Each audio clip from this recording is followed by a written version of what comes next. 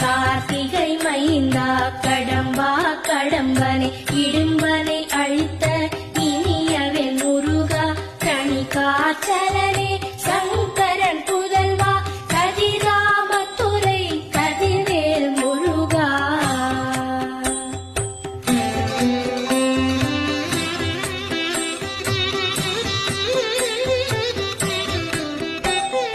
பழனிபதி வாழ் பாலகுமாரா ஆவினன் குடிவாழ்